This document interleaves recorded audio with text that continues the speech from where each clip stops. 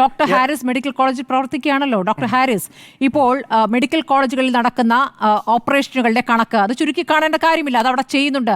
താങ്കൾ അടക്കമുള്ള ഡോക്ടർമാരുടെ ഒരു പ്രവർത്തനം, അത് അവിടെയുള്ള സംവിധാനങ്ങൾ ഇല്ലാഞ്ഞിട്ടും പണം പിരിച്ചടക്കം നടത്തുന്ന കാര്യങ്ങൾ, അതൊരു വലിയ കണക്കായി അഭിമാനത്തോടു കൂടി പറയുമ്പോൾ, അവിടെ സംവിധാനങ്ങളില്ലാത്തതിനെക്കുറിച്ച് നിങ്ങൾ പറയുമ്പോൾ അതിലപ്പുറം കാര്യങ്ങൾ നടന്നിട്ടുണ്ടല്ലോ എന്ന മറുവാദത്തിന് എന്താണ് മറുപടി?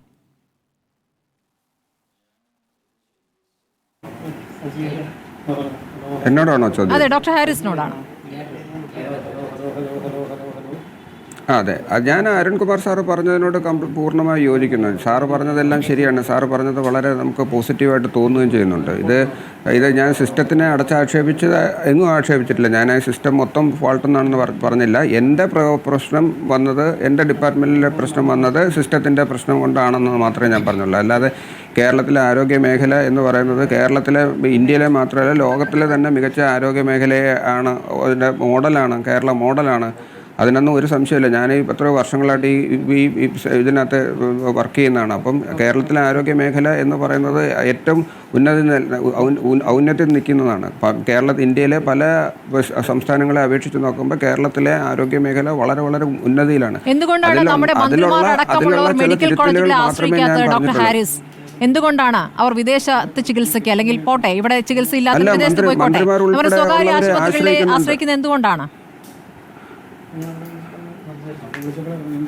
ഇല്ല, അത് തെറ്റാണ്. മന്ത്രിമാരെ ആശ്രയിക്കുന്നുണ്ട്. നമുക്ക് ഞങ്ങളുടെ ഡിപ്പാർട്ട്മെൻറ്റിൽ പിന്നെ ബേബി മാത്യു സാർ ഉൾപ്പെടെ, MA ബേബി സാർ ഉൾപ്പെടെ, ഇപ്പോൾ അടുത്തിടെ പന്ന്യൻ രവീന്ദ്രൻ സാർ ഉൾപ്പെടെ, ഇങ്ങനെ നിരവധി ആൾക്കാർ എൻ്റെ ഡിപ്പാർട്ട്മെൻറ്റിൽ തന്നെ വന്ന് അവർ ചികിത്സ തേടി പോകുന്നുണ്ട്. അവരെല്ലാവരും വളരെ VIP, ഇവിടെ പിന്നെ ഡെപ്യൂട്ടി മേയർ, ഇങ്ങനെ ഒരുപാട് തരത്തിലുള്ള വളരെ വേണ്ടപ്പെട്ട VIP രാഷ്ട്രീയത്തിൽ ഔന്നത്യത്തിലുള്ള ആൾക്കാരെല്ലാം എൻ്റെ ഡിപ്പാർട്ട്മെൻറ്റിൽ വന്ന് എൻ്റെ മാത്രമല്ല പല ഡിപ്പാർട്ട്മെൻറ്റിലും കാർഡിയോളജി, ഇങ്ങനെ എല്ലാ ഡിപ്പാർട്ട്മെൻറ്റുകളിലും വന്ന് അവരിവിടെ തന്നെയാണ് ചികിത്സ തേടുന്നതും സർജറി ചെയ്യുന്നതും ഒക്കെ. അവരുടെ ചികിത്സയിൽ ഒരു സംവിധാനത്തിന്റെ കുറവ് കൊണ്ട് വേഗം കുറയാറുണ്ടോ ഡോക്ടർ ഹാരിസ്? ഇല്ല, അവരുടെ ഇതിനകത്ത് അങ്ങനെ വേഗം കുറയാറില്ല. പിന്നെ ഈ പറഞ്ഞതുപോലെ അവർക്ക്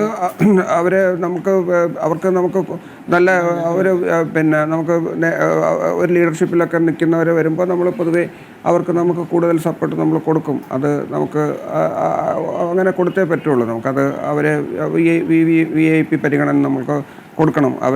അവരെ നമ്മൾ ശ്രദ്ധിച്ച് നോക്കും. അവർ മാത്രമല്ല, എൻ്റെ മുമ്പിൽ വരുന്ന എല്ലാ രോഗികളും VIP എനിക്ക് തോന്നുന്നത്. എല്ലാ രോഗിയും എൻ്റെ മുമ്പിൽ VIP-കളാണ്.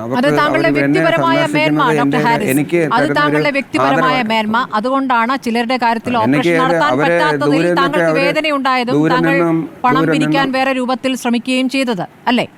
എല്ലാവരും അത് ചെയ്യുന്നില്ലല്ലോ. പിന്നെ വരൂ എന്ന് പറഞ്ഞ് ഡേറ്റ് എഴുതി കൊടുക്കുന്നല്ല അങ്ങ് പറഞ്ഞത്. അത് ദൂരെ നിന്നൊക്കെ ഇല്ല, ഞാനങ്ങനെ ഒരാളിനെ ഒഴിവാക്കി വിടത്തില്ല. നിങ്ങൾ പിന്നെ വരൂ, അവരെ അങ്ങനെ അനാഥരാക്കിയിട്ട് നിങ്ങൾ എപ്പോഴെങ്കിലും വരൂ, ഞങ്ങൾ വരുമ്പോൾ പറയാം എന്നൊന്നും പറഞ്ഞാട്ടല്ല. അവർക്ക് വ്യക്തമായ കൊടുത്തിട്ടാണ് കേസ് നമ്മൾ. അങ്ങനെ പറയുന്നവരുണ്ട് എന്ന് താങ്കൾ തന്നെ നേരത്തെ ചൂണ്ടിക്കാണിച്ചല്ലോ, അതാണ് ഞാൻ പറഞ്ഞത്. അങ്ങനെയൊക്കെ ഉള്ളവരുണ്ടാവാം, ഉണ്ട്. അത് പക്ഷെ അത് അല്ലല്ലോ ചർച്ച. ഇത് ഇപ്പോൾ എൻ്റെ ഡിപ്പാർട്ട്മെൻറ്റിൽ മാത്രമുള്ള ചർച്ചയാണ്. ഇപ്പോൾ താങ്കൾ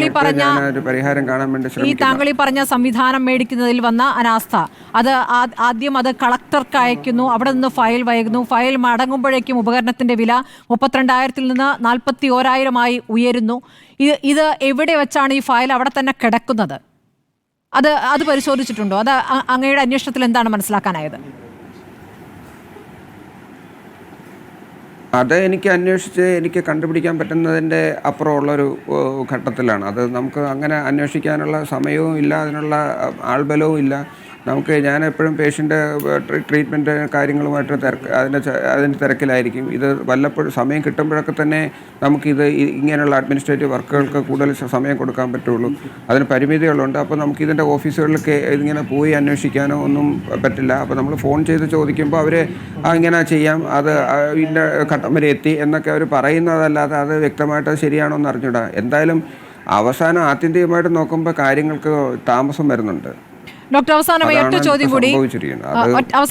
ചോദ്യം കൂടി താങ്കളുടെ ഈ പരസ്യ പ്രതികരണത്തിന് വില കൊടുക്കേണ്ടി വരുമെന്ന് തോന്നുന്നുണ്ടോ? കാരണം ഒരു നടപടി ഉണ്ടായേക്കുമോ? താങ്കളുടെ കാര്യത്തിൽ വിശദീകരണം തേടുമെന്ന് പറഞ്ഞു, അതിനി വരാൻ പോകുന്നുവെന്ന് താങ്കളും കരുതുന്നുണ്ട്.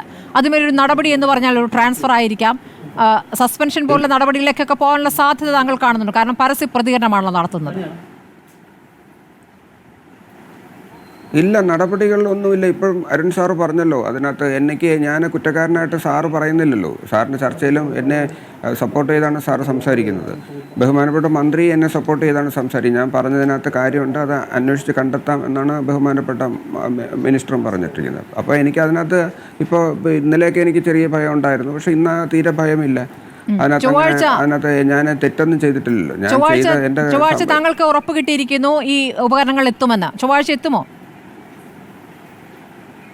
അതെ, ചൊവ്വാഴ്ച എത്തും എന്നുള്ള ഉറപ്പിനാണ് ഞാൻ രോഗികളെ ഡിസ്ചാർജ് ചെയ്യാതെ അവിടെ തന്നെ സൂക്ഷിച്ചിരിക്കുന്നത്. അവരെ ചൊവ്വാഴ്ച കിട്ടുന്നെങ്കിൽ അതിനകത്ത് നമുക്ക് അന്ന് തന്നെ അവർക്ക് ചെയ്തു കൊടുക്കാൻ പറ്റും. അങ്ങനെ സംഭവിച്ചില്ല എങ്കിൽ പരസ്യ പ്രതികരണം ഇനി നടത്തുമോ, അതോ ഇനി മിണ്ടേണ്ടതില്ല എന്ന് തീരുമാനിക്കുമോ?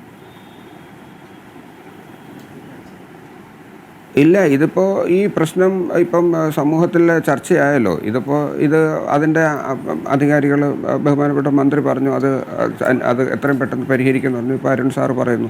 അപ്പോൾ ഇതൊക്കെ നമ്മൾ തീർച്ചയായിട്ടും ഞാനത് വിശ്വസിക്കുന്നു, അത് കൃത്യമായിട്ട് നടക്കും. കാരണം അവർക്കറിയാം ഇതിൻ്റേതായിട്ടുള്ള എന്താണ്, എത്രത്തോളം ബുദ്ധിമുട്ട് ജനങ്ങൾക്ക് ഉണ്ടാക്കുന്നുണ്ടെന്ന് അവർക്കറിയാം. അപ്പോൾ അത് പരിഹരിക്കാനുള്ള നടപടികൾ എത്രയും പെട്ടെന്നുണ്ടാകുന്നു തന്നെയാണ് എൻ്റെ വിശ്വാസം. അങ്ങനെയുള്ള ഒരു പോസിറ്റീവ് വിശ്വാസമാണ് എനിക്കുള്ളത് ഇപ്പോൾ. വളരെ നന്ദി ഡോക്ടർ ഹാരിസ്. ഏതായാലും താങ്കൾ ഉന്നയിച്ച വിഷയം വളരെ ഗൗരവത്തിലുള്ള വിഷയമാണ്. അതിൽ പരിഹാരം ഉണ്ടാകട്ടെ എന്ന് തന്നെയാണ് നമ്മൾ എല്ലാവരും ആഗ്രഹിക്കുന്നത്. അതുകൊണ്ടാണ് ഇങ്ങനെ ഒരു ചർച്ച നടത്തുന്നത്. വളരെ നന്ദി ഡോക്ടർ ഹാരിസ് ചർച്ചയിൽ പങ്കെടുത്തതിന്.